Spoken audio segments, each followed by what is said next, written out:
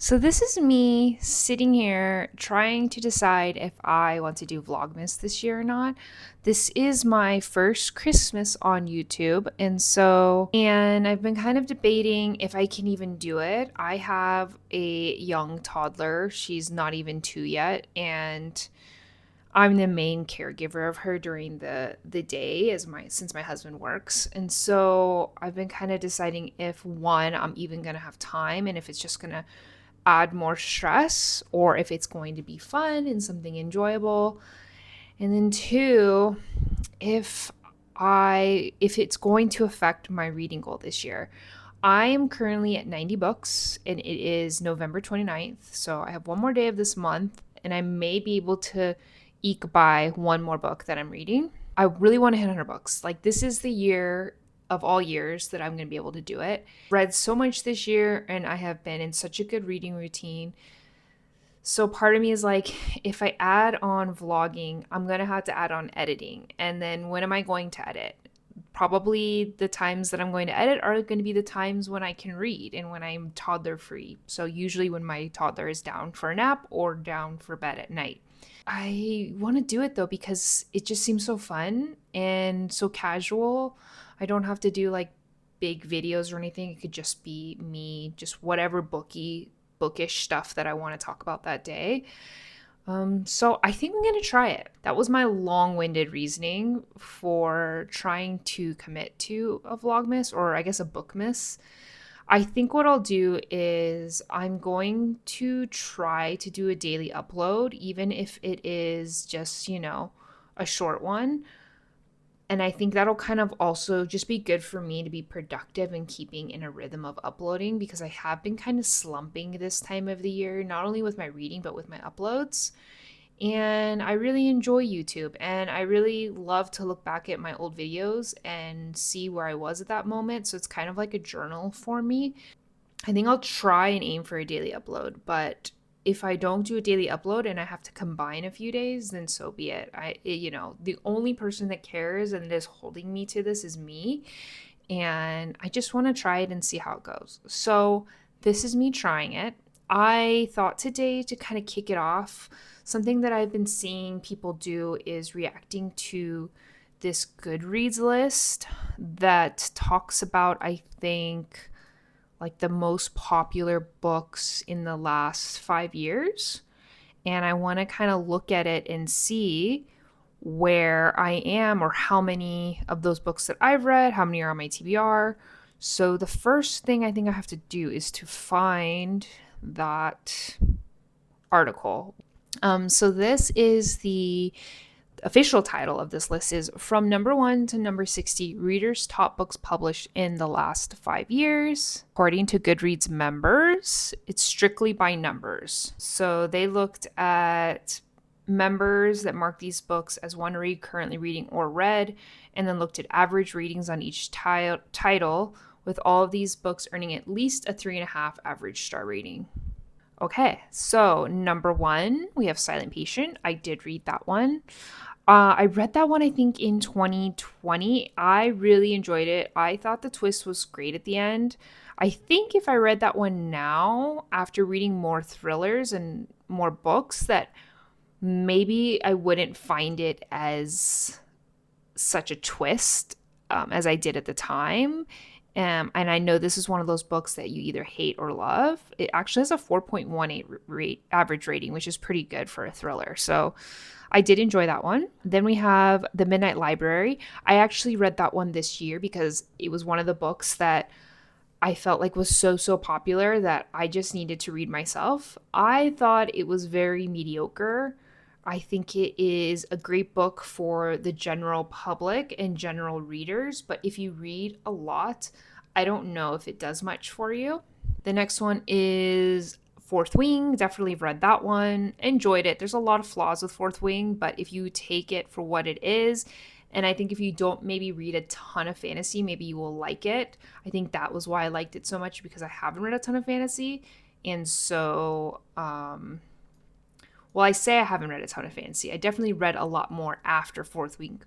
Fourth Wing came out this year. So I read a lot of fantasy this year. So I don't know if I would like it going back now, but it was a like, it wasn't a love.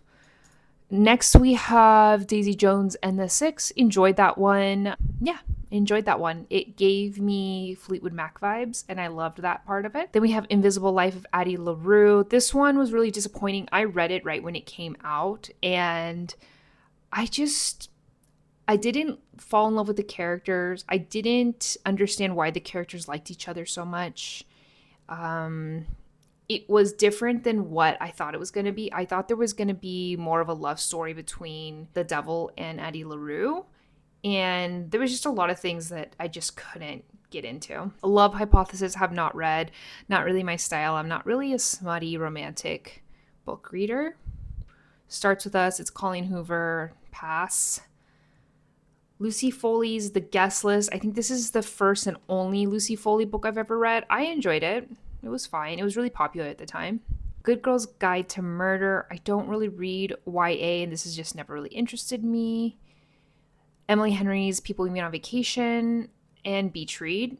I have read Book Lovers, Happy Place, and her newest one, Funny Story. They're fine. My favorite was Happy Place, but the other books I've read from her and knowing kind of like her equation for books doesn't really pull me to want to read these two. Housemaid Frida McFadden. I will not read any Frida McFadden. I just don't think they're my style. And I've heard that they're basically just stolen stories that are copied from other stories. And they're very formulaic in making you want to keep turning the page, which is fine, but that's just not what I'm looking for in my reading. Lessons in Chemistry. This one was really big in last year, 2023, I feel like. Or maybe it was 2022. Nothing really gripped me to want to read that one. Colleen Hoover again. I'm not going to read Colleen Hoover. Book Lovers was fine. I think you gave it like a 3 or 4 star. Yeah, I gave it 3 stars. Sarah J Maas. I'm not going to probably read the ACOTAR series. So Malibu Rising. I was really disappointed by Malibu Rising. I didn't really enjoy it. I felt like the plot line was all over the place. The characters I didn't really love. So this is probably my least favorite Taylor Jenkins Reid that I've read. Tomorrow. I read this one because it was everybody's favorite book last year. It was fine. I think I gave it a high rating when I first read it. Yeah, I think I've changed it since then. I think I gave it a 5 star when I first read it. And then I think I just felt the peer pressure of everybody loving it. And I liked elements of it. So I was like, sure, 5 stars. And then since then, I've gone back and put it down to a 4 star. I really enjoyed it, but I don't think it's a 5 star read for me. Then we had Red, White, and Royal Blue. Not really my type of book. Didn't read it. The Last Thing He Told Me. This is one of those books where I read the synopsis and it sounded like every other thriller that I'd heard of, so I didn't really feel a need to read it. Happy Place. Really loved Happy Place. Really enjoyed this one. I think I really connected with the main character, and this is my only 5 star Emily Henry. I'm Glad My Mom Died by Jeanette McCurdy. Really great memoir. I don't think I loved it as much as everybody else, but I thought it was enjoyable as much as you can enjoy a sad memoir, and it was interesting to see that side of her story. Iron Flame.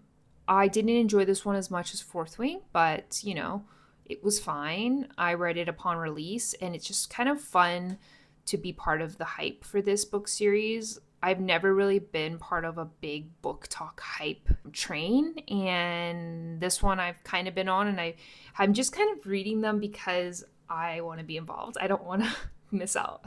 Really, that's the only reason why. Things We Never Got Over. Lucy's score, I think, is a little too young for me. I'm not really interested in her stories.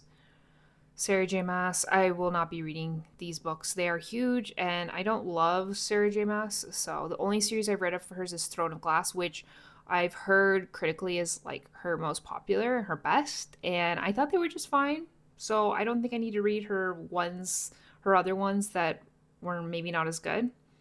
The Honeymooners, another romantic book that didn't really interest me. Same with Twisted Love. The Inheritance Games. I don't really read a lot of YA, so didn't read that one. The Vanishing Half, I never really got around to this one. I just think that when it came out, I wasn't really in the mood for that type of story. From Blood and Ash, I mean, I think I've heard of this, but like I think I've heard of every fantasy title out there because they all sound so similar.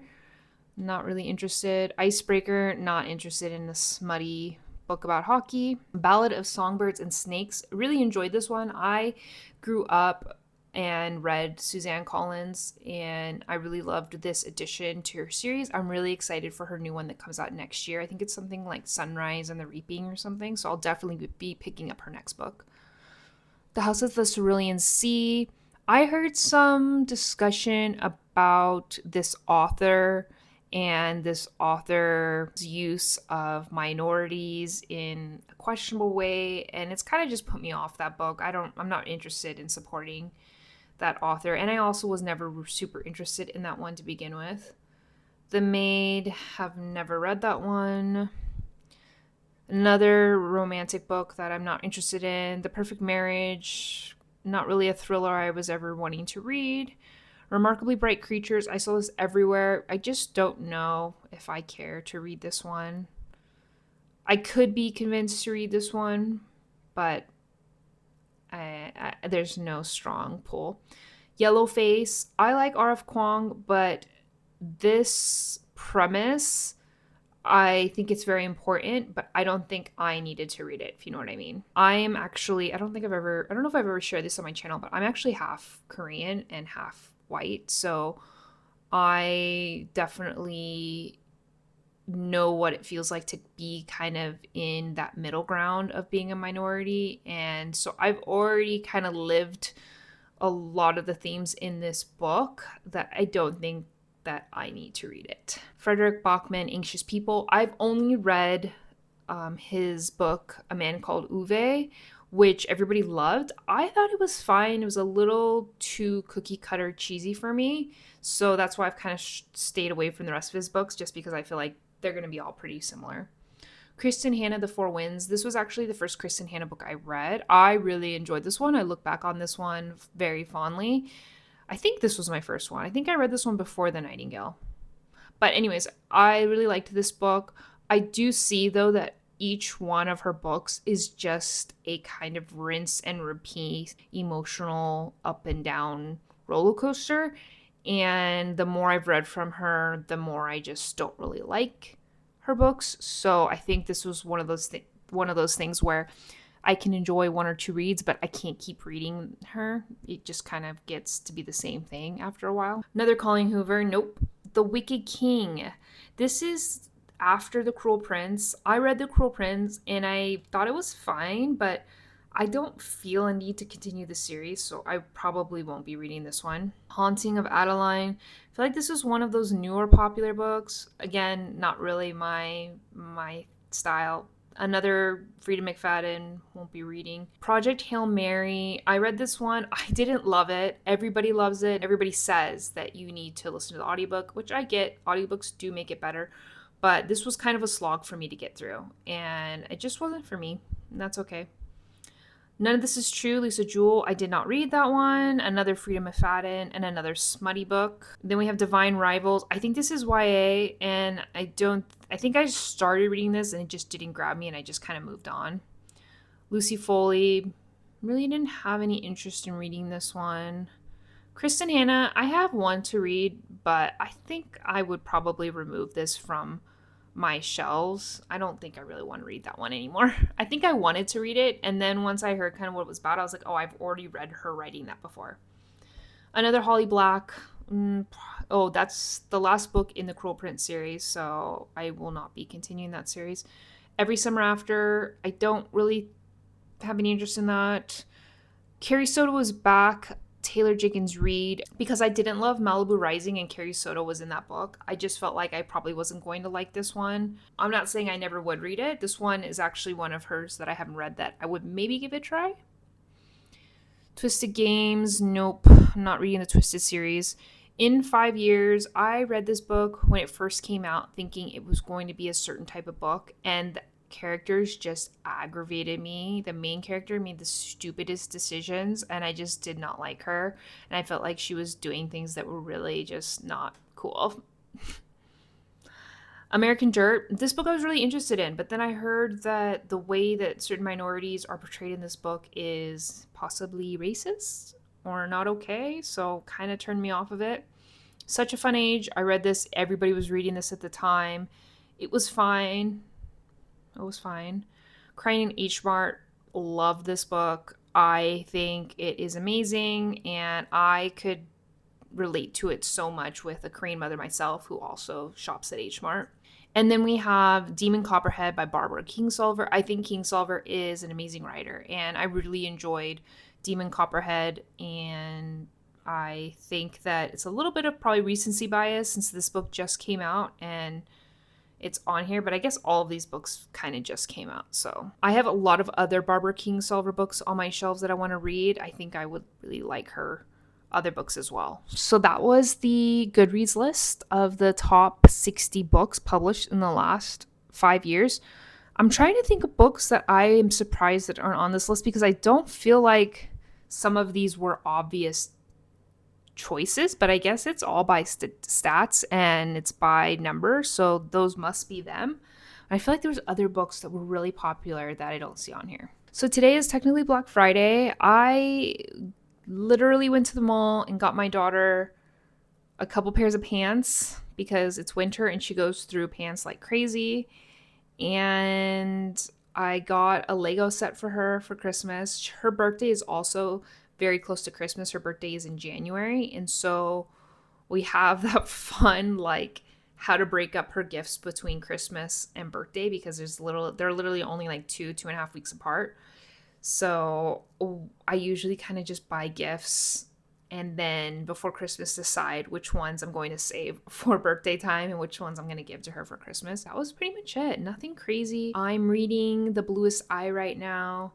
I'm enjoying it, but it's kind of hard for me to follow in some parts. It reminds me a lot of, I guess, The Color Purple. It's kind of reminding me of that, a little bit of the writing style. Like there's not heavy plot and I'm kind of getting lost at who's who. I think some of it is just going over my head a little bit if I'm not being honest. There's a couple lines that I reread over and over where I was like, I know this carries a lot of emotional weight and I'm trying to really soak it in and take it in.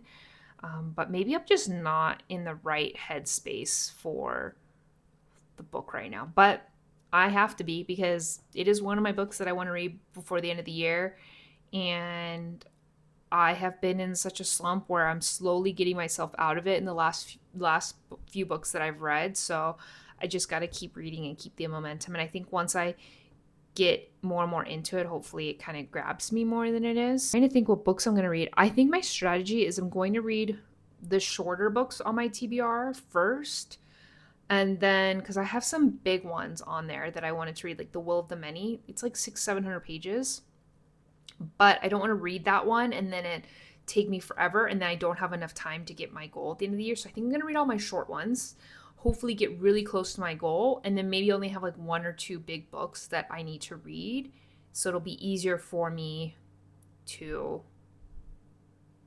hit my goal mentally. You know what I'm saying?